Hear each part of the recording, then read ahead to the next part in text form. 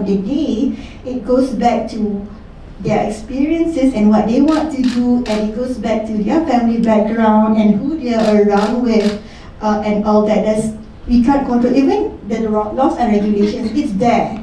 It's there as a form of, control, trying to stop them from doing things which are not good and all that, but there are still loopholes that they can get away with, and etc.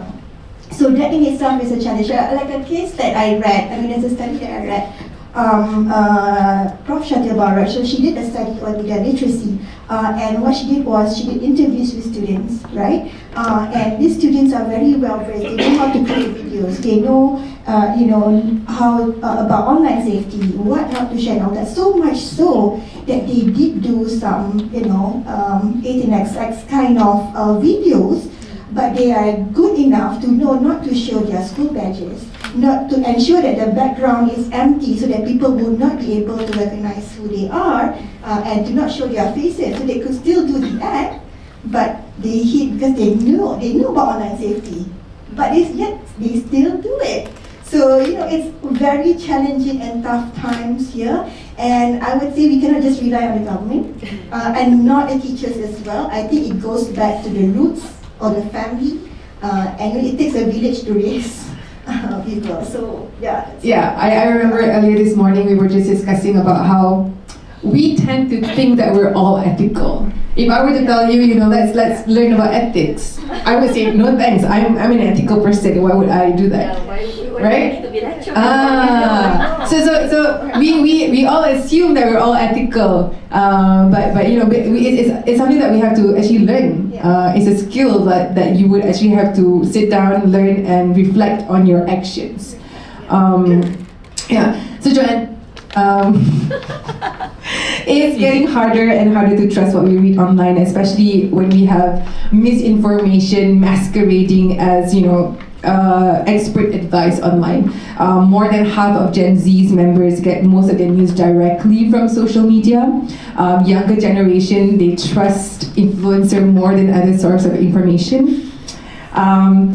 What are the efforts, especially from a tech platform that connects us and where information sits? What is its approach to fight misinformation online? Sure. So, and we had some of this discussion in our group earlier as well, so happy to share it with the broader audience here.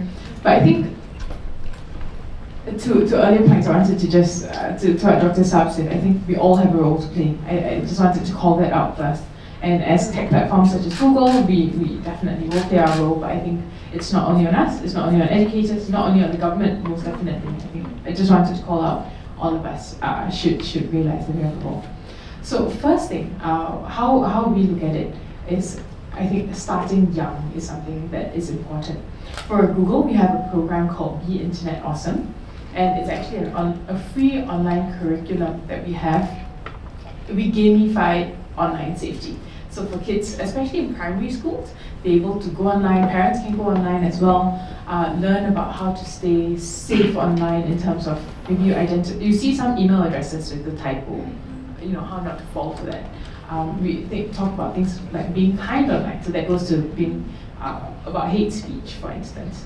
And then we go into other topics such as what you should share online, so being safe with your own information, who you should trust online. So first thing is starting young and making it relevant for the audience, so by gamifying it. I think that's the first thing. On the same trend of gamifying, we realized that that program is probably suitable only until maybe 10, 12. Teenagers are not going to be very keen on that, right? So how we've done it, through our Google News Initiative team, we've got Chingy here as well. A program that we ran last year was called the Youth Verification Challenge. It was across the whole of APAC. And it's actually, so we have a few modules to teach kids, so teenagers rather, fact-checking tools like reverse image search, for instance, how you should verify all the information. But we don't stop there. We make it competition across, these APAC countries, and then they are able to they're given a case, a scenario, and then they have to pit their fact-checking skills against each other. So that way, you make it innate in them, but you also let them test it out in a very fun way, fun and engaging way. It was great. Malaysia had the second highest number of registrants in the whole of APAC. So just wanted to call out young, start, that's first point. Second point, gamify and content that's relevant to the audience.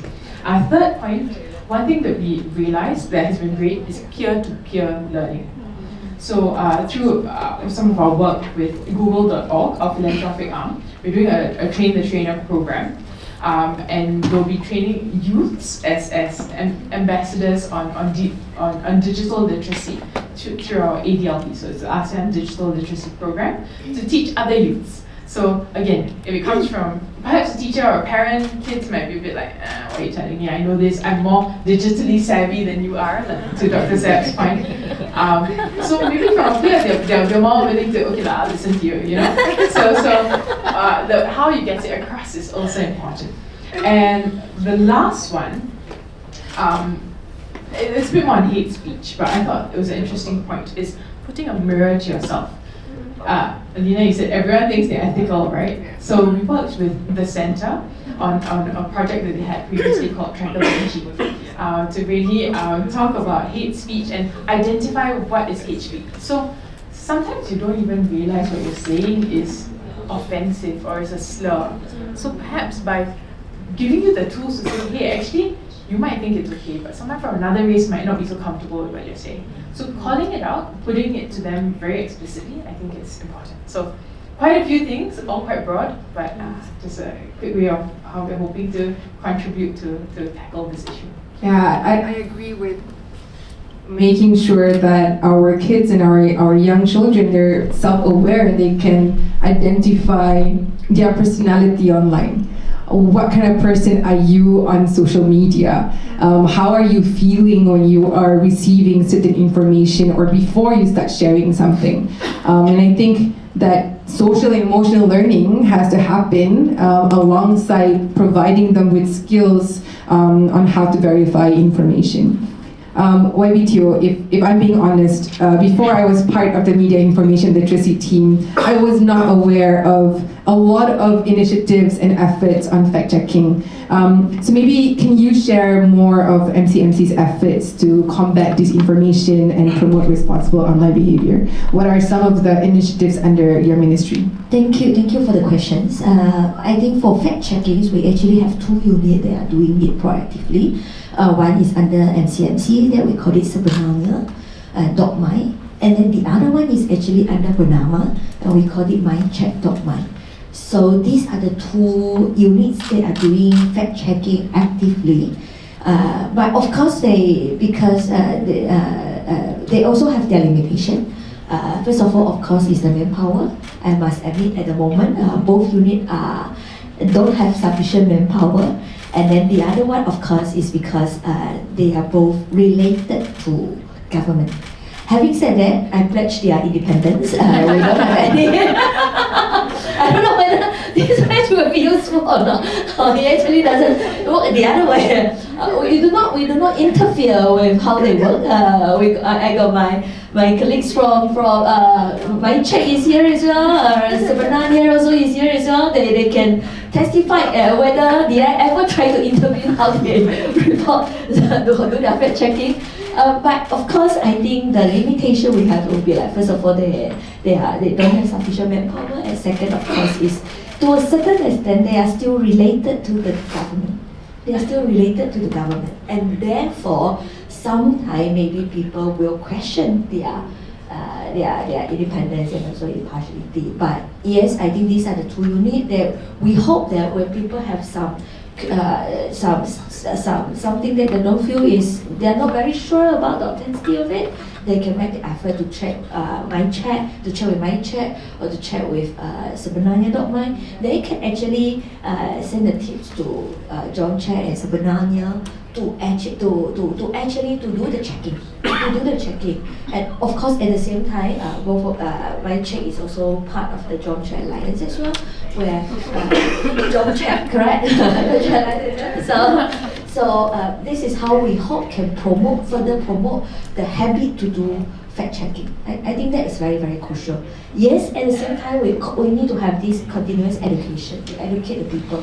So MCMC also have this program that called Klik Dengan Bijak, that is to educate the people. It's about not to share anything that you are not sure. Tidak pasti, jangan kongsi. So this is one of the tagline we have. But other than that, of course, Klik Dengan Bijak is also to educate people so they would not become victims of scam. Because we know that online scam is another issues that become very rampant these days, because almost all the activity we used to do in the real world, now we actually able to do it in the digital world, and therefore cases of online scam also become higher and higher. In MCMC, we also set up, at the moment we have about 992 PADI, we call it Pusat Economy Digital, where actually we also conduct courses to the community. So we also have modular, for example, on cyberbullying for the young kids, because I think bullying is an issue in the physical world, especially in the school. But now, because of the online platform, because this Gen Z, they are all digital native. So cyberbullying become the new issue. Therefore, we also have actually conduct some courses in our Pusat Digital Economy, where we have like 20 devices, laptop there, where we actually can group the community there to actually give them some training, give them some courses. And yes, cyberbullying is one of the modular that we have prepared. I think for all the effort, what I mentioned just now, it all need to be increased. We need to do more. I do not think fact-checking is already a habit that adopted by majority of the Malaysians. I think we still tend to believe whatever we read, and therefore sometimes for the online scam, I also feel like despite how many times this piece of news came out on the newspaper, maybe 1 week later, 2 weeks later, you can still see people for it, even though it's not a new modus operandi. Actually, is an old one that has been used perhaps half a year ago, but still got new victims who fall into it. So fact-checking is definitely something we need to promote in this democratic society, whereby people will not just take whatever information they receive, but they will have this habit to actually double-check, triple-check, to ensure that whatever they are reading these days is the truth, or at least they know that they sometimes need to have some reservation to whatever that they have received. Yeah, so maybe one of the things we can do proactively is be the fact checker in our WhatsApp group, right? Our family WhatsApp group, you are the appointed fact checker now. So kalau ada orang tanya, kongsi je, jangan. Kalau tak betul, jangan kongsi. I think from what you say, YB, like we are trying to spread awareness, efforts are out there, but every day we still see people falling for scams, and we still see people sharing misinformation. And now it gets even more complicated. Now AI is spewing all of the misinformation. You go on chatbots, they're citing sources that does not exist, right? So we're not currently fighting an individual, we're currently fighting a group of people who have dumped information into this model and spewing things that we don't know or we assume is correct and the truth. My thoughts are we go into school start as early as possible, show the kids the metrics, how things are done. Like, this is what the platform is doing to you, and this is what you have got to do to combat it. So Dr. Salleh, what are your thoughts in empowering our teachers, empowering our schools, and what should be taught and how should be taught? And I think this is a question for all of you, like, what are your thoughts on empowering our teachers, and if we should empower them, what should we be teaching our kids and how should we teach them? We should definitely empower our teachers, and I think Arus is doing a great job in that. With that module, the MAFA module that is, I think, linked to KBM's website as well, which actually teaches or shares about media literacy, but it's quite basic. Even it's basic verification, but it's good enough. But I think what's more important is that whoever or whichever teacher who was, involved must have passion. I mean, it's very difficult even if you get a top-down arahan to teach media literacy. But if the teacher, him or herself, does not find it important, is not passionate about the issue, then it would not happen. And I would just like to share what Kamarul shared today with us about how some passionate teachers actually came up with a very awesome program, which I just found out about today, in which they train students to produce their own news. So students are journalists, they edit, they are the camera person, they are the editor, and they publish this small news on their own YouTube channels. And this is what that has been done actually in the UK. So in the UK, they have a program called the Students' View, and it's so awesome because the Students' View is actually a Sekretariat for the All Parties Parliament group for media literacy. So they get funds from the Parliament, they get funds from I believe Microsoft and probably Google as well for their program. So this is something that is great. In teaching young people, in teaching students, I think from what an analysis I did last night. Because I was looking at what are the types of programs, education programs and initiatives that has been done. So I found that there are a few similarities. One is that whatever programs that has been created is related to real life situation, real life experiences.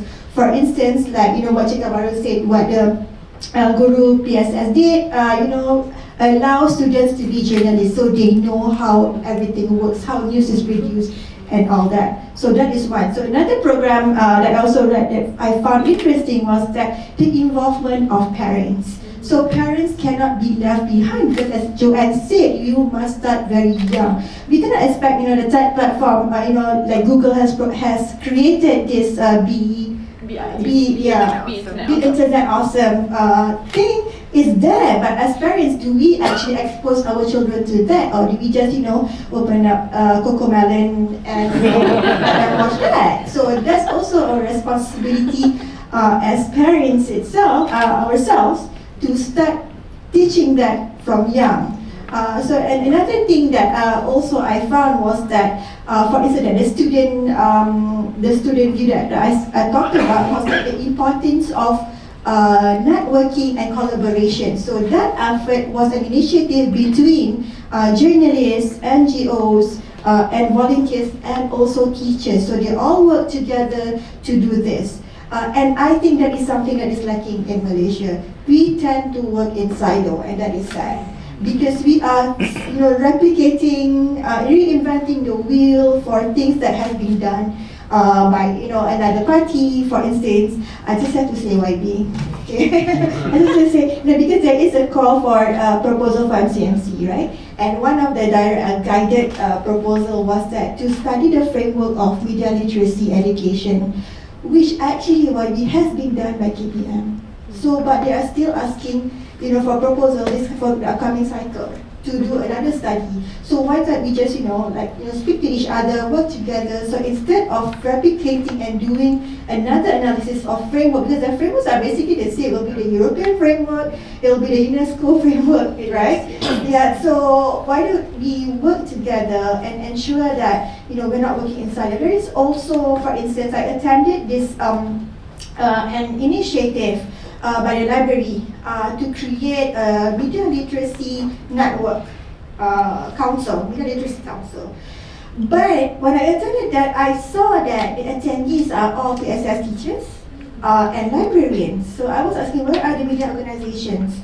Where are the people, media educators? So where are the tech platforms? So sometimes it seems like it's short sendiri. You know what I mean? So it's something that I believe can be improved upon, because I believe when we work together we can do so much more. And yeah. Thank you. I completely agree, because before we were in this field, I had no idea what happens in the newsroom until we were part of this program and we started talking to journalists and started to understand what happens behind the scene. Then you know how fast news is processed to be published. Then you know that on the way there's so many verification. But for us, right, when we consume social media, we consume information from social media, we do not have the time to do like editorial review. Don't know who is actually a legit source. We just take it as it is. And I think we have evolved in a way where parents, our advice to our children is no longer, be nice to each other, look left and right before you cross the road. It's all this advice on how to behave on social media. All the advice on do not be mean on social media, do not be keyboard warriors. How you act on social media is a reflection of us as a community. And I think it's really important that everybody take on this responsibility to update ourselves. Because we always think, nasihat lama, and we gotta update them with the current times. Teo, I just wanted to know whether you would have any thoughts, again, right, on what should be taught, or how should it be taught, or maybe examples where education has played a role in countering disinformation and hate speech online. I think we all need to be educated. Actually, it's not just the younger generation. Because whatever you mentioned just now, it actually very agree, because how we react, how we behave on social media actually reflect ourselves. And we look at our social media these days, where we say there are so many hate speeches, irresponsible comments on the social media. They are there because the majority are the parents, perhaps. They might not be the teenagers, isn't it?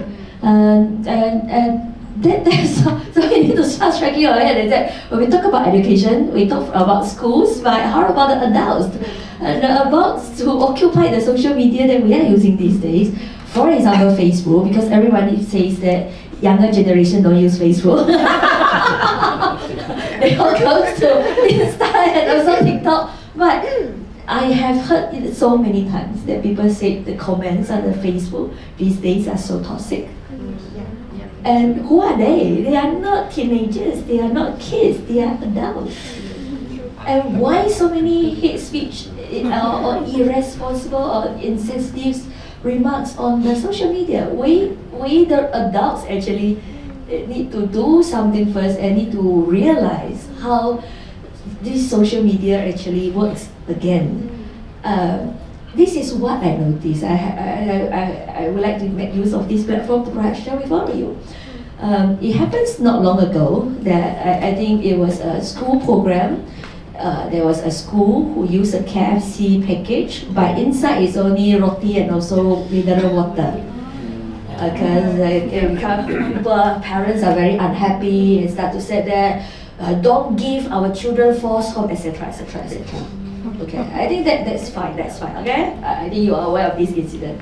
And then I come across one piece of news. One media actually interviewed my colleague that is the Deputy Education Minister, and asked her to comment, which is something very common. It happened to me, to my colleague, to Minister, Deputy Minister, all the time, which is very fair, nothing unethical. Okay, my colleague's answer is, Wadiling's answer is, I haven't received the full report, so I do not wish to comment much. But if this really happened, yes, action will be taken. Okay, in summary, it's not really word by word because the article I read was in Mandarin. Okay, I have to say that. The headline on social media, okay, the headline on social media, refuse to comment because no full report. And you can imagine the comment. You can imagine the comment. But if the headline is pending full report, but action will be taken if it's true. If that is the headline, you imagine the comment. What I can confirm here is, I believe that in the first scenario, which is what happened, the comment is mainly negative. Really, we cannot whack here, left, right, center. But if you click the full report, you click in and read the full report, she did mention, if this is real, action will be taken. Okay? By the headline. Why the headline is this way? Because they want you to click. They want you to leave comment. Because that is how they can show to to get more advertisement. Isn't it? That's how it works on social media these days. We have to admit that. So is this ethical? I don't know. I need your guidance on that. I'm not trained as I'm trained as a lawyer. I'm not trained as a journalist. But I fully understand why it operates this way. But to say that I agree with it, sorry, I feel that I cannot say I agree with it. But what I can confirm is, if the headline is the second version, I believe that the engagement for that particular post might not be that high, which might not be something good for that for that media. So if you ask me education, yes, definitely we need education. I wish to continue to educate the user that you need to understand how our social media work these days. How I can prove that I have this type of audience, have this type of engagement, I have this type of reactions, and therefore we should be more careful of what we read. Don't just look at the headline, okay? Read the full article and try to understand the full story. And if you really hate something, you think this is inappropriate, don't go and don't even be bothered to leave an angry face there or leave a negative comment there, because that also again increase the reach of that particular post, and then your friends will be able to see it. You know, I mean, this is how how social media operates this time. Sometimes they publish something even though you're very angry, you condemn them at the comment section, but because of your comment, actually the post get more viral. So that is the education we all need to be educated about. We need to be aware of it. So when you are disagree with something, report it perhaps to the relevant authority, such as content forum. But maybe not by way of like leave an angry face or negative comment, because that might actually help that particular account rather than actually give them or restrict their reach, etc. So we all need to continue to be educated and understand how social media work, how algorithms work, and then we need to hopefully we will be able to see through what are the tactics that are being used to influence our judgment. I think that is very, very important. And yes, I think how do we come up with guidelines to guide the content provider? I think that's why we set out under MCMC we have content forums where they have a content code to actually decide what content is ethical and what content is not ethical. But again, we need the content creators voluntarily participation. If they refuse to participate, then we need to discuss about what type of action should be taken, etc. Because otherwise, I think for the incidents that I shared with you just now, is it ethical or unethical? I might not have the right answer. It shouldn't be me who made the decision whether this is ethical or unethical. Then we need to have somebody who has more authority, but also the collective wisdom of the community to say and decide whether this is ethical and not ethical, and whether we should allow this to continue or not. Joanne? No, I just thought both of you had something to add on, because you look like you have something to add on. No, because I was interested with what YB said just now about misleading headlines, usage of clickbaits, because one of our mainstream papers as well actually once did a headline saying mandi air sejuk tembuluh otak pecah as the headline. And then, a lot of doctors were commenting that is not true, and this is a very reputable Malaysian newspaper. Really? Yes. Medical mythbusters were at it, and were saying, this is not true. And then the paper said, oh, you have to click on the story, and then you see, that's what we were saying. Actually, the source, the person who they interviewed said, mandi air sejuk tembuluh otak pecah tidak benar. That's why he said, but the ones that came out is that. So you can imagine people were like shouting, oh jangan mandi air sejuk during the heat wave. During the heat wave, so it was like jangan mandi air sejuk video, and I'll be getting texts from my auntie saying, oh, it's dangerous, make sure you don't, stuff like that. But that's how easy it is. And the repercussions of spreading this misinformation, like in Iran, 700 people died. They died because they trusted the misinformation about how drinking methanol could cure COVID. They died. They died. So, and thousands were hospitalized. So this is, thank God it didn't happen to Malaysia. But still, this is how easy it is. We think it's something, it affects emotional, mental state and whatever, but it could even cause death. So that's how severe and serious it is, and that's why it's very important. Like what we said, we must educate ourselves. And tak pasti jangan kongsi. Yes, tak pasti. Ya, tak pasti jangan kongsi. Kalau ragu-ragu, JOMCHECK.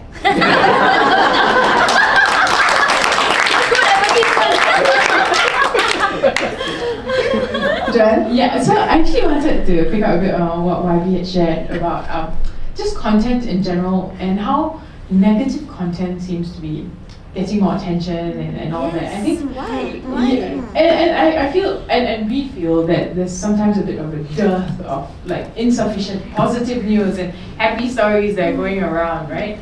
So one thing that we've tried in some markets, and I think it's a great model to possibly experiment. Possibly journalists they use clickbait because they require it, or they have other metrics, but they're content creators as well, right, online and stuff. One thing that we've done, we've had some workshops for content creators. It's a program called Creators for Impact. And we teach them about different issues. It could be mental health, it could be on scams.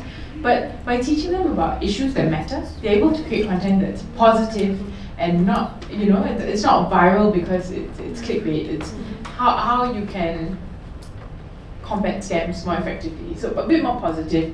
We've also had some on interreligious collaboration or working, interfaith organizations working together. So, that's a positive story to have that message of, you can be different, but you can work together, you can live together, you can be very harmonious. So I think being very deliberate about wanting to spread positive messages and making positivity the norm is something that's missing a little bit, and something that we have been trying to do. We're starting with small steps, but I think just But why we have not been so successful? Any analysis has been done on that? Why? My personal opinion is just emotions, right? You just get geared up and it just becomes more common. I think you have to shift mindsets. I think it's a culture. I think it's a culture. We have a tidak apa attitude. It's okay. Right, tak apa. It's okay, I share, but this person is up to the person's Kongsi je. responsibility. Bukan yang Check kongsi it. je. I share je. I say je. We always have that. Because you look at your, Taman WhatsApp group, right? The numbers of forwarded messages, you become like uncountable. Right? Yeah, good morning post, salam Jumaat today, and etc. So there's that tidak apa attitude. There's also the cultural thing whereby, let's say if it's my auntie who shares me, like for instance that, temburuh darah don't mandi or whatever not. I'm like, okay, how do I tell her, auntie, this is actually not true, without offending her, without sounding as if I'm being disrespectful. There's also that challenge, and that's the unique thing about us Malaysians, I think in general, because of our culture. We are very collectivistic, we are very hierarchical. Now let's say if my ex-lecturer says something and I disagree, I would not dare, even though I'm a lecturer myself now, I still do not have probably the courage to, actually I don't agree with you, because out of respect, tak apalah, tak apalah.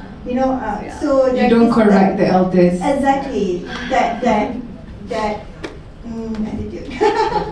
Sikap lah. Yeah. The norms and values. The one to gaduh lah. We want to be harmonious. Right, we live together. We don't want to balik raya and right?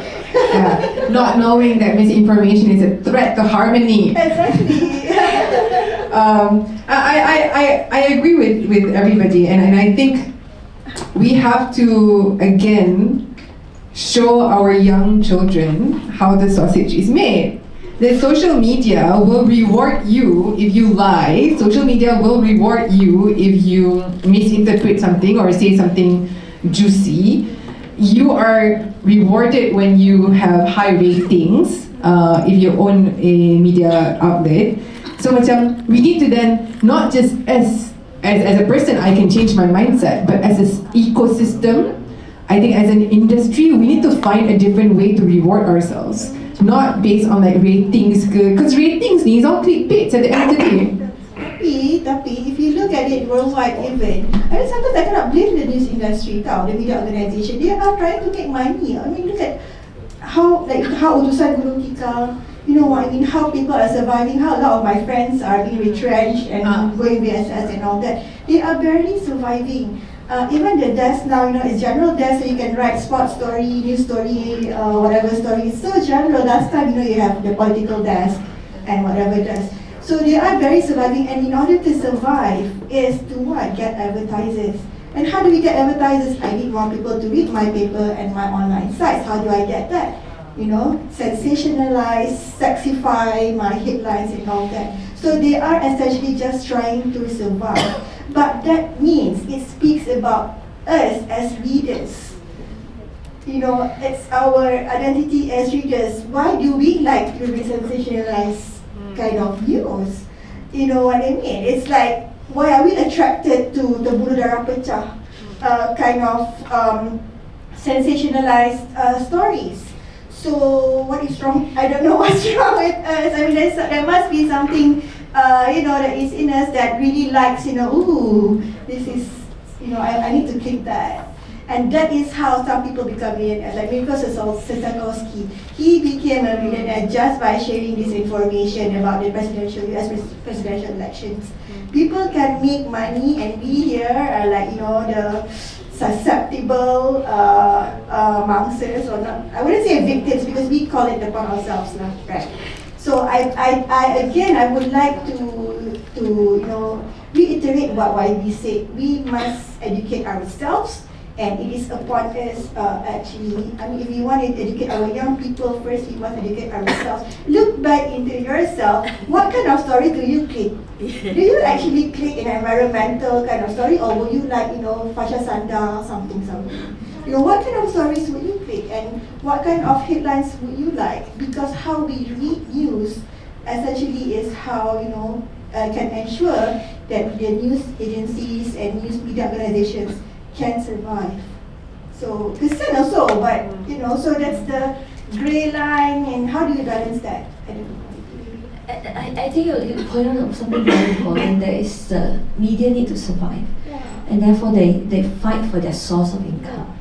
And then this is also perhaps something definitely the government at the moment is looking at, is to look at how our media organization can get the profit sharing with the tech giant. Because we will leave it to another topic, but I definitely think yes. This is I think Australia is a model. It started Canada as well. Indonesia is also talking about it, and yes, I think this is something that my ministry would like to take a look at it and see how we can also assist our media organization. So yes, I think while we want to promote quality reporting, etc., more professional headlines, not being too sensationalized, etc.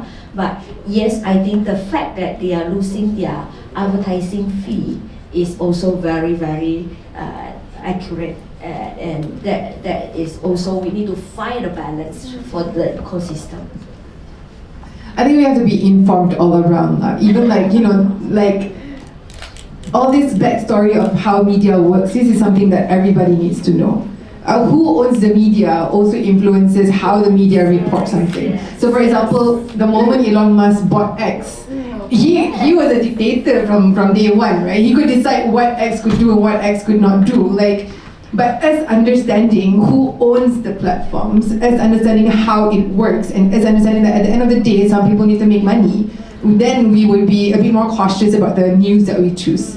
Then we would probably read more than the headlines. And I think being informed, not just a skill, but being informed about the ecosystem and about what is happening in current issues. Macam if we were to tengok the Russian-Ukraine war, it was all based on information warfare. People actually believe that the Russian war, like Russians truly believe that the war was needed. when it was all just information warfare. So things like that, if people are not informed on current issues and current happenings, no matter how critical you are, you'll probably be susceptible to misinformation. So we're all pursuing to be beyond passive users of technology. We're all moving towards becoming a citizen, a digital citizen. So my question is, what skills do you think everybody should have? Young and old, as you've mentioned, what are skills that should be taught early? Kita kena the 3M, membaca, mengira, menulis, right? There gotta be one more, right, on how you use digital platforms well. So what are your thoughts on what skills should everybody have, and what should they learn from an early age? I'll allow each speaker to share. Maybe do you want to start with that? I always use this analog.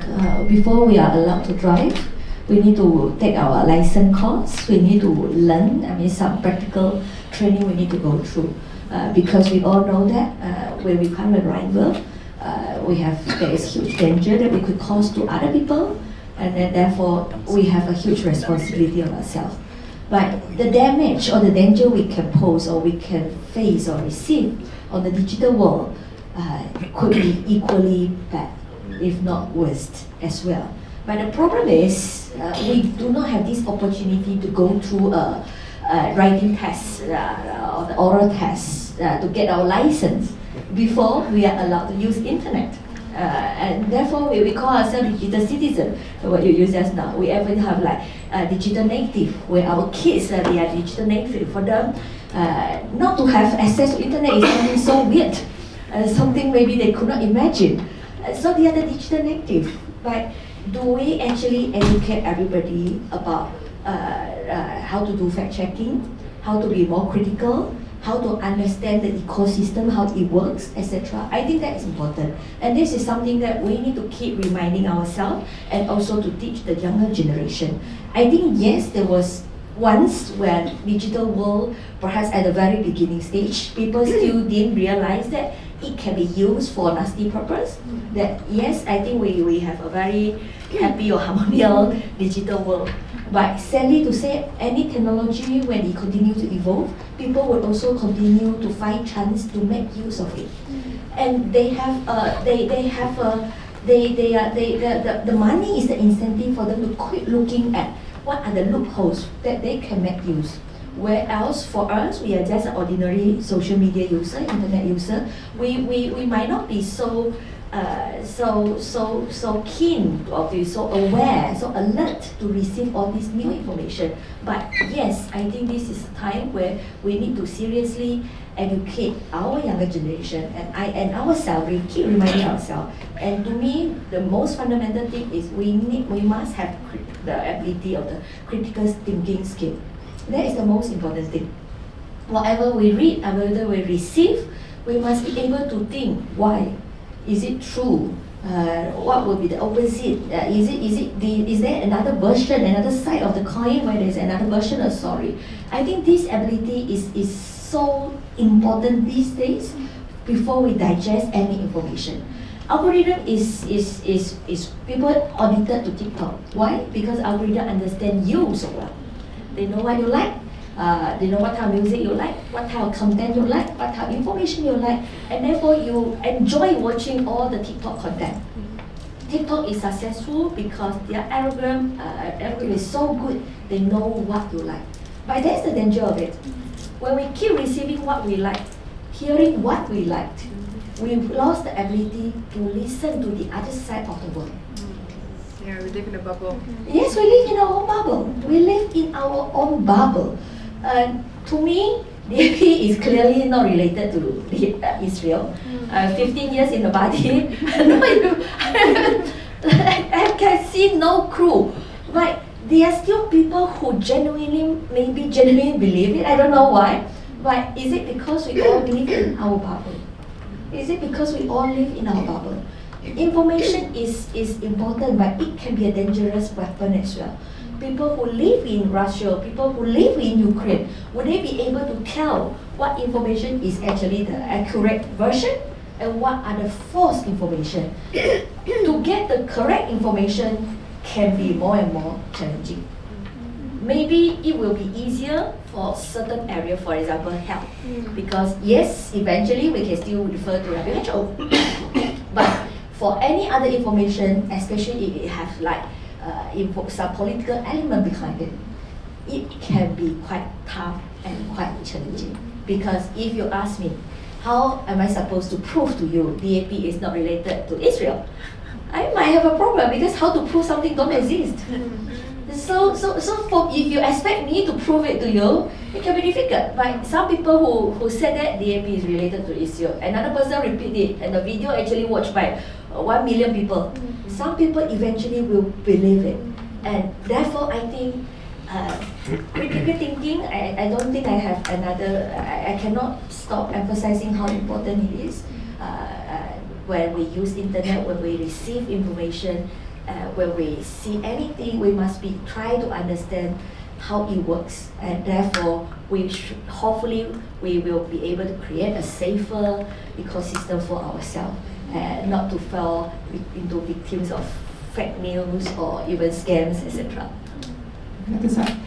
I think essentially two important skills, which is information seeking and information sharing. So information seeking is related to what we said, you need to be critical, you need to be able to verify information, check for its credibility, is it biased, is it a balanced kind of information, what's the other side of the story.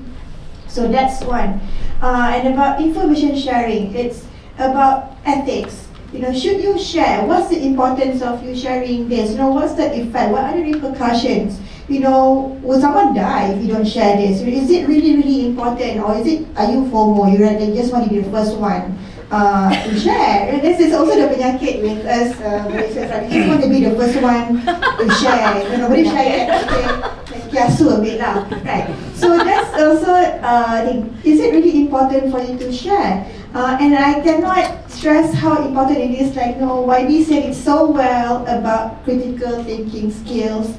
It's very, very important to be discerning when you come across any information. Actually, I think we all know that. I think basically almost all Malaysians will know that. But we do have this thing inside our heart, experience or something like that we are so easily influenced by our friends when we already know it's wrong, but our friends say no lah. I think it's right. So then we sort of sway, maybe it's right. So we have that tendency to believe people around us, again because of that collectivistic society thing, or the hierarchical thing, not wanting to be in a harmonious relationship, not wanting to have dispute or whatever with your friends and all that. So also information basic literacy skills, because when I attended the National Media Literacy Council, the initiative to create a council, the literacy that they emphasized on was just reading, writing, and numeracy. So critical thinking, I think, is part of a skill as well in literacy, which must be embedded. And I think the Karja is already trying to embed. With the HOTS question, which sometimes I myself cannot answer, right? As parents, difficult to help my child answer, so I learn HOTS. But I think that there's already an effort, and I like what MCMC is doing with Tik dengan Hijab as well. I'm sure there are probably rooms of improvements and all that, but I think we are going towards the right direction already. Thank you. I think YB and Dr. Sab had covered a lot of what I wanted to share. First one, really critical thinking. And I also wanted to add that technology might improve. AI was mentioned briefly in this panel. So it doesn't matter how technology changes, how things might improve. But if you have that critical thinking and you don't just take things at face value, I think it will be better placed, regardless of how trends move and regardless of how technology grows or changes. That's the first one. The second one, to YB's point of looking at the other side of the story or looking at other perspectives, I also wanted to share, there's Google search, there's YouTube. You actually can find other perspectives, but I mean, if you're going to continue searching just based on what you're interested in or based on what your point of view is, it's likely that you're going to be just stuck in that narrative. Yes. But if you're very actively seeking out other perspectives, then I think that will be able to give you a new mindset. Dr. Pauline earlier in one of our round tables had shared that with her students, she actually had let them debate on issues that they might not agree with, but they take the other side, right? So things like that would help you in being very proactive, being unbiased, in looking for other perspectives. I want to go back, to critical thinking, for example. Like, for example, now I'm finding myself, when I see an ad and I want to buy something, I actually stop. I go to Chrome or to internet browser and I actually try to look for the website. Is it legit? Look for reviews. I never would have done that maybe just a few months ago, but I'm just a bit more mindful. So just making sure that it becomes second nature to you. And the last point was, again, we're not only consumers of content online, we are creators of it. So being mindful, I guess similar to the point about information sharing, but also information creating. What are you putting out there? How just critical thinking in that sense too. Make sure what you're doing is ethical. Is it right? Have you done your own fact checking before you put up something? So I think those are skills that will help you throughout the years, and even as things change, platforms change, those are things that you have to be mindful of. Thank you. I think we must be constantly actively thinking about what we're doing and what we're saying and how we're behaving on social media. I think one of the things that I always tell my friends is that if you're not going to do that in real life, don't do it in social media. If I were to talk to you and I don't like you, I wouldn't be saying, hey, everybody, this person is horrible. I wouldn't do that. I would actually speak to you in a rational manner. And I think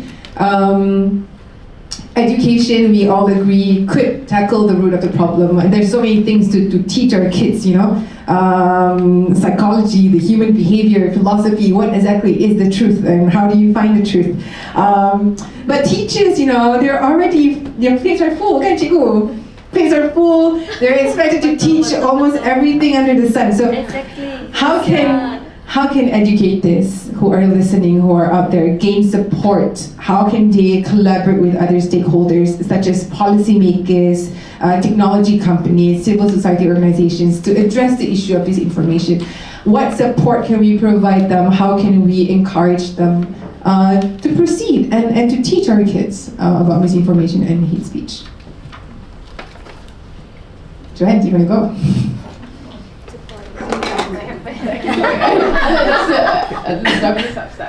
She already had an answer.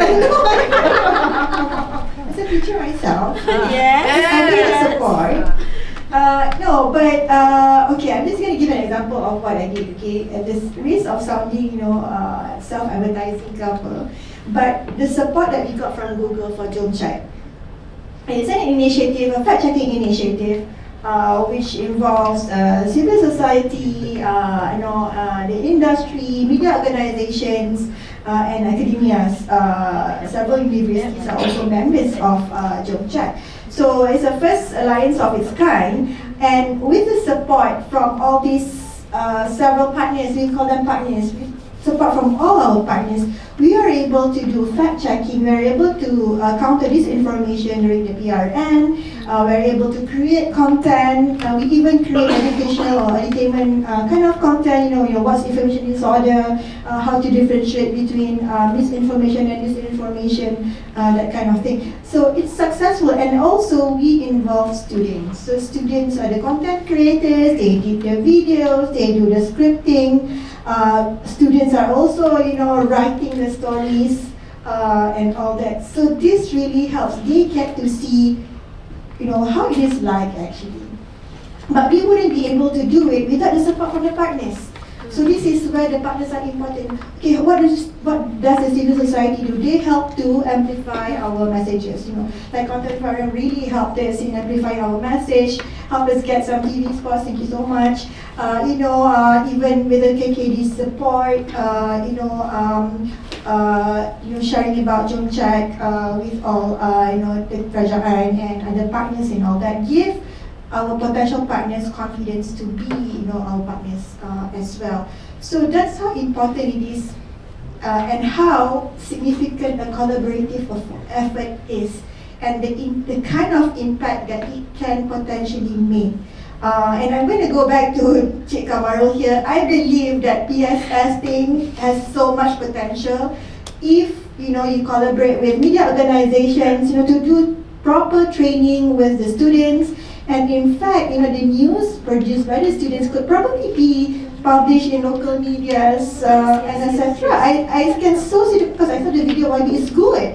So there's so much potential. But if it is just at that level, at the school level, without any collaboration with NGOs or etc., then it's not going to go far, right? So with collaboration, you can go further. So that's why, I think it's important to get support from all these various stakeholders.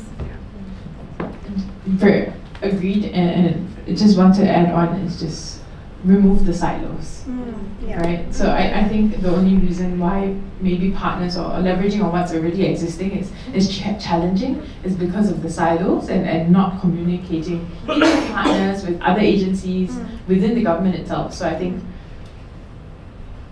it shouldn't be on teachers to have to create things from scratch. Yes. And when there's so much wonderful things out there, So my main thing, break the silos. I agree. I totally agree. I think there are too much on the teachers' plate already. Really, whenever there is an issue, people first answer will be start teaching them of this a topic in school. Yeah, that will be the solution everybody's seeking. When I was in the Ministry of Education, serving as the Deputy Minister, or NGO, even Suhakam, any entity will come and see me with an agenda. Can you include this in your syllabus? Kan? Betul? And then all the teachers and the parents will say, can you simplify the syllabus? There are already too many subjects need to be taught. Kan? We also said that, we said, our kids actually, the hours they spend in school too long already, but still on and off, so many people said this need to be taught, that need to be taught, etc., etc., etc. So yes, I think there are so many important things that need to be taught to the younger generation. But first of all, definitely responsibility is not solely on the teachers. It cannot be solely on the teachers. We need the whole community. We need the parents to play a role. We need the society to play a role, whereby we can tap on the resources of each other. I think that is very, very important. Not everything we need to come up with a fixed syllabus, because like what mentioned by the other two panelists, there are so many syllabus available, framework available, activities, course, designed very well already by NGO, by international organization, etc. So I think the most important thing would be perhaps, I really hope to see teachers are being given more freedom to choose what type of topics they want to introduce to the classroom to enhance the teaching. Because I think a lot of things actually is related. When we talk about moral, do we need to follow the textbook? We actually can, on and off, actually include certain interesting topic to talk about cyberbullying, to talk about what actually happened online, what because our kids are online, thanks to the MCO, thanks to the home-based learning. All kids now got Gmail account, and therefore they use the JOMCHECK as well. And yes, sometimes I intentionally or accidentally look at the chat room between my girls and the classmate to make sure all things goes well. But we cannot expect teachers to do all this. But for us, yes, my kids are still below 12. And sometimes I just want to make sure that there are no, for example, cyberbullying, indecent content being shared there, etc. So yes, once a while I will actually take a quick look to ensure things are alright. But I cannot rely on the teacher to do that. Can I expect the teacher to say, because actually you allow my kid to have a Gmail account and therefore you should supervise their activity in their chat? No, actually they sometimes use the chat group to decide what time they want to go online at the same time to play certain games. Something like that. So I think I think eventually I really hope our education system can be more flexible. I think that is actually very important because we know it takes a long time for MOE to actually make any changes to the existing syllabus. It takes them a long time because the syllabus is not just about one chapter, but it's what you taught for standard 1 and then what you taught for standard 2 and then standard 3, standard 4, standard 5, and therefore, generally speaking, to review the syllabus, it takes 6 years. Because you review for standard 1 to standard 6. It's year by year effort. Yes, I'm not kidding. That's how you want to revamp the whole syllabus. It actually will take you this long. And then the textbook printed once is meant to be used for 6 years because of the same theory. So that's why I think larger facility need to be given to the teachers for the school to decide. Not necessarily everything need to be taught in the same school. But if the teachers have certain interest in certain topic, how do we allow them to actually use the classroom time to introduce this element, at the same time allow the NGO to come in, to assist, to cooperate? I think that's very important because we cannot expect our teachers to be the expert of all areas as well. Human rights teacher need to be the expert, teach the right thing. Environment, teacher need to be the expert. What is recyclable and what is not recyclable, teacher need to be the expert. Media literacy, teacher again need to be the expert. And then now we talk about AI, supercomputing power, teacher again need to be the expert. Cannot lah. I think even the parents will feel difficult to learn all this new knowledge. How can we expect the teachers to know everything? But they are experts outside who are willing to actually assist. But sometimes I must admit, not all the schools are so open to collaborate with outside NGOs. The procedure can always be very long. You need to get the approval for the KPN, and then from KPN you go to the JPN, and then go to the PPD, and then finally to the school. I think we need to simplify all this.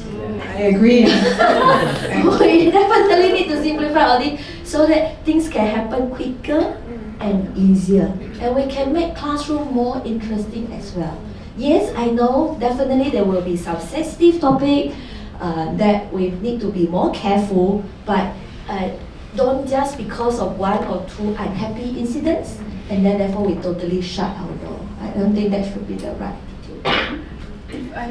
Yes, Joanne. Just one point as while you were talking, it came to my mind. I don't think we addressed it quite well in this panel yet, was parents, how to empower parents. So we might say yes, can check their chat group secretly, but also I think having the Don't show that part to my goal, okay? Don't worry, I do that too. It's recording Oops. But also, like, helping parents be able to build that trust with their kids, such that the kids will come to them. If there's a cyberbullying incident, for example, or even if they see information that might be, they're not sure. Like, you want to be able to build that trust. So, I think generally more attention has to be put in that, in empowering parents to have conversations to build that trust with their kids. So, I mean, again, it's not a one-person solution. It's not that we go, okay, now the government has to solve this. But I think we should think about it. As how parents can be. I think quick tips for parents is to go through social media together with your children. Is to go through together and analyze the content together before you let go. So that they know how to think through things. Like, as you scroll, like, what do you think about this one? Can we read the comments? What do you think about the comments? How do you feel about that? Yeah, so I think making sure that that our children know how to scroll and know how to process social media and understanding algorithm at an early age can really help. Dr. Sab, you had anything to add? Yeah, essentially like what you're saying and what Joanne was saying and what we're saying is actually creating a safe space for our children, right? Creating a safe space on one hand, to have that trust, so that they can trust, so they can come up to us, to talk about anything and everything under the sun. Yes. And also ensuring they're safe in terms of not being bullied, and they're not being taken advantage of. Whatever their pictures are put online is not, manipulated in any way, and they know about their online safety, what to share, what not to share, and etc. So it's creating a safe space for our children and also for ourselves, because I think we always have this tendency like, ada budak je, you don't know about all this, but it's also the adults, like when we say, how many people fall for scams, weekly, scams that, like I have a friend whose father was a professor who, felt a scam, he lost like thousands of ringgit. But he's a professor, so I'm like, oh, but he's a professor. You would thought that they would be discerning in the just information, but they could still fall prey to all these kind of, lies and tricks, and etc. Yeah. So. All right, I want to say thank you to the three of you. That was all the questions that I have. I would like to hear questions from the floor. I'm sure there are a few. If you do have a question, please do raise your hand so that we can ask it. Okay? Siapa ada soalan? Ada, sana. Oh, okay.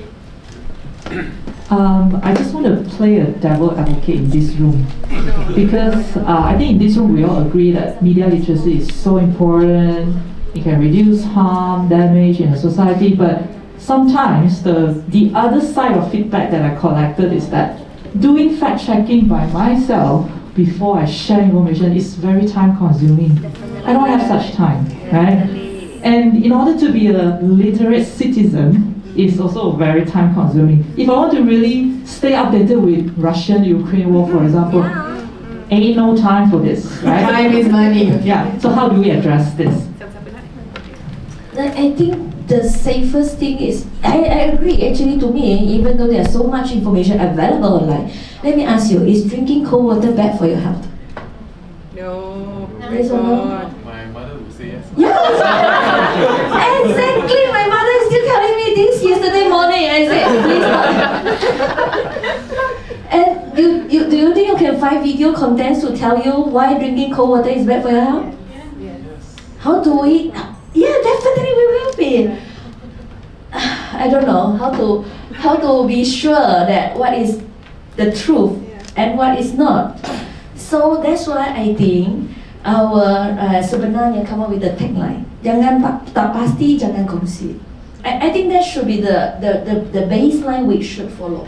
Until and unless we are very certain about this is the truth, do we actually need to become the amplifier to actually amplify the message? That's why I think the tagline, sorry to say, is not if it's not we don't know it's true. The tagline is as simple as that. Tak pasti jangan kongsi. Whatever you are not sure, do you really need to share it? I think we must always question our intention to share something. Yes, it's definitely very, very difficult to establish the ultimate truth. What happened in Ukraine and Russia? Who can tell me here that you understand exactly the same? Who is exactly the bad guy here? We are not watching a movie. We are not. And even what we watch from the movie, you know, it's not the real life. It's from one person's perspective. There will be certain agenda, etc. So I think it's tough. But again, let's think about it. Am I sure? How sure is true? And secondly, what is the benefit for me to share this? What is the benefit for me to share this? Is there a benefit in it? If it's not, is there the urgency for me to share this? That's how I take it. Also, because relating to the question, like, will you stay up all night to check, to keep up with the, Russia-Ukraine war and all that? Or, are you thinking about, should I drink Coke Zero or not? I get that, but because I like Coke Zero and I get, my husband's like, Coke Zero causes cancer and stuff. And, and then I'm like, no, I saw another video saying, no, it does not cause cancer. So we had that debate at home.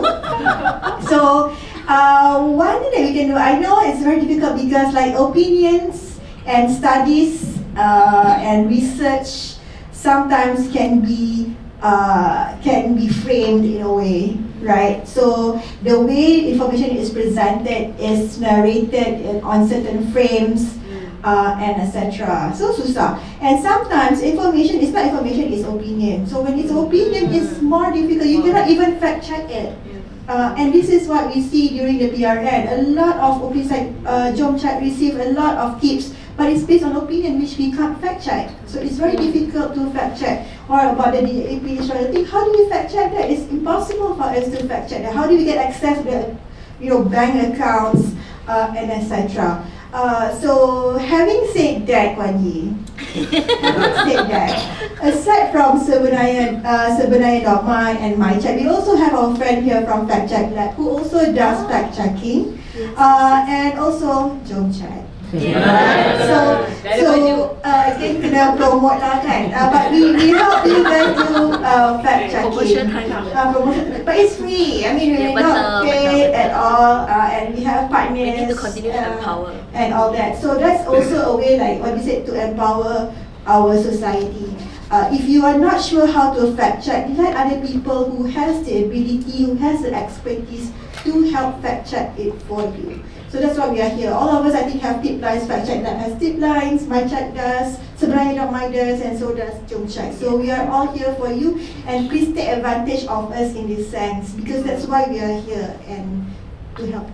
Just on top of my head, I was just remembering debat ekonomi Rafizi, right? After habis tu dua-dua menang. On Twitter, both of them won, right? Because this side, PM side also like created videos that they won. PH pun buat created that they won. Both sides won. But the only way for you to know who wins is to spend time and watch the entire debate.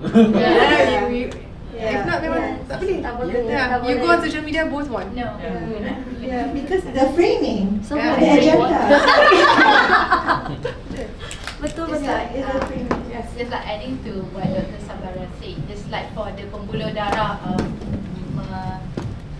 just like I'm Fatim from MyCheck Malaysia, so just at some point to Dr. Sabariah, what he said, pembuluh darah buatkan I setuju membuatkan pembuluh darah pecah. It is like MyCheck has been debunking this issue since 2020, and it is coming back to 2023 with the another headline, which is Malaysia, Indonesia, Singapore akan terkena heat wave, yang mana gelombang panas, dan akan ada consequence on the situation. And then yang mana kami dah debunk this issue from 2020, so it's coming back.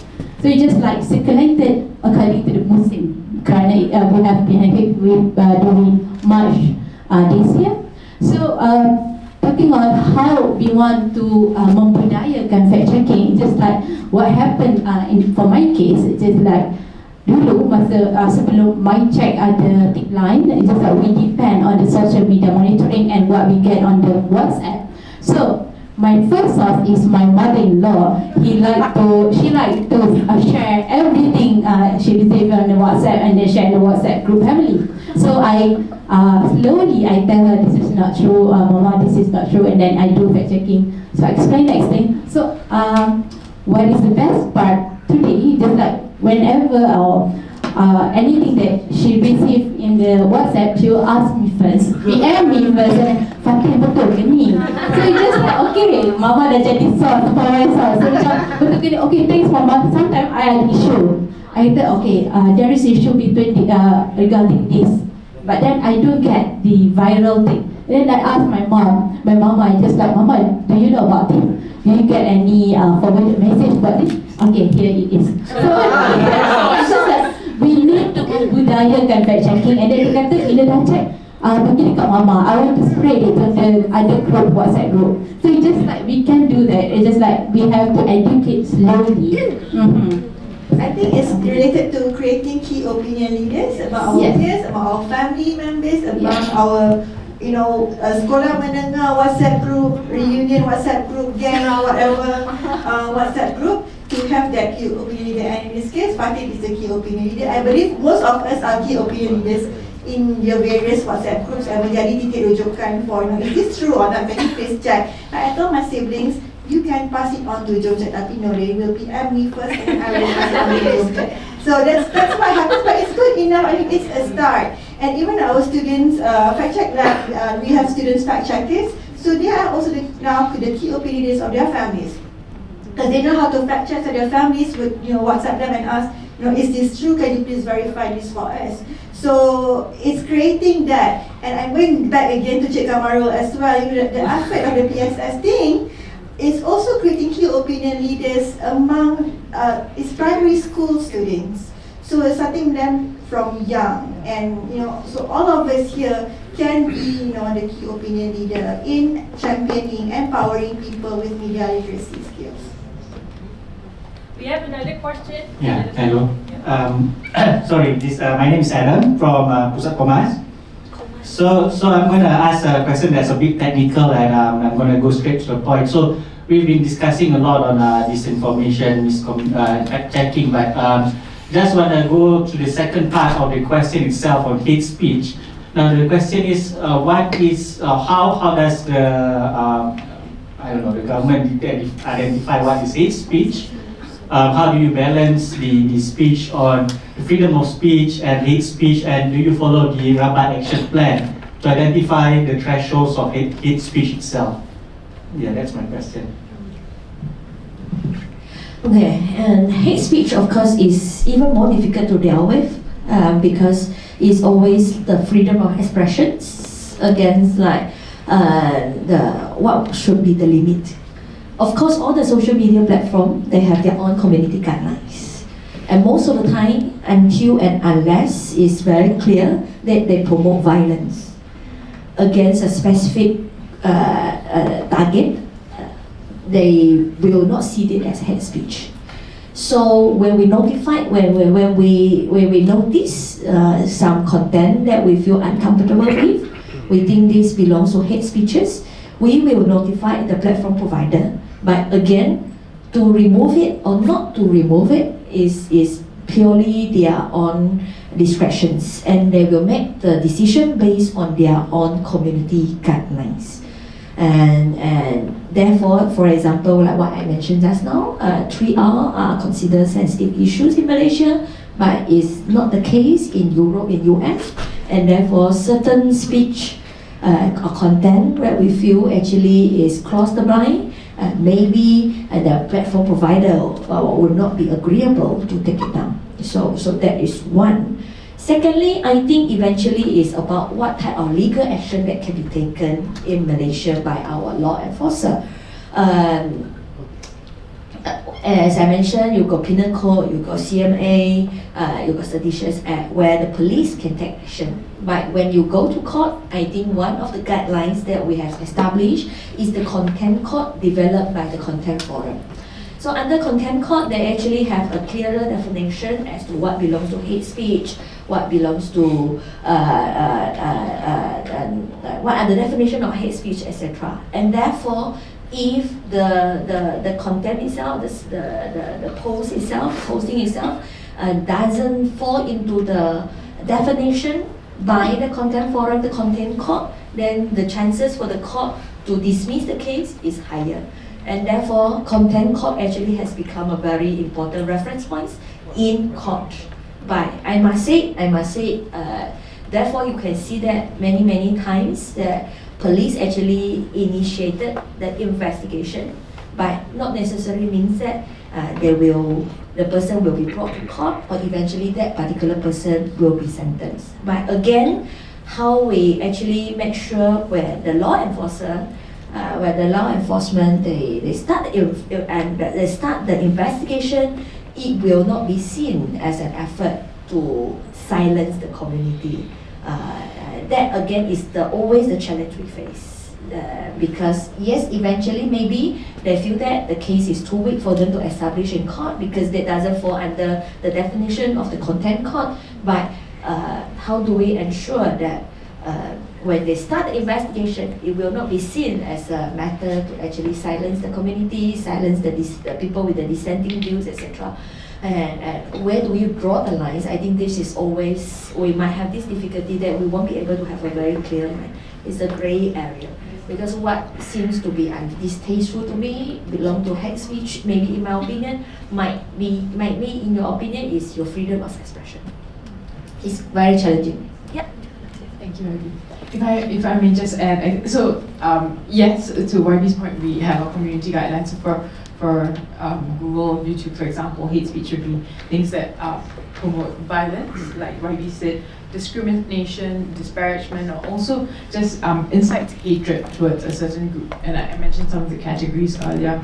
So while we have our community guidelines, I also wanted to clarify that we would we act in accordance to the law of the land. So while in Malaysia, if something is against local law, we also respect it. And I think that's how we work in every market that we are in. So again, it's a great area. It's not so easy, but we every time, if there are certain content that either we see or review by ourselves or it's flagged to us, we take that into consideration, either our guidelines or how it plays with regard to local law. I think we have time for one more question, Dr. Pauline. Oh, hi. You just have to do that. Not really 100%. I would just like to respond to comment on one part, like what Riley said, right? It's not just politics that has a problem with the truth.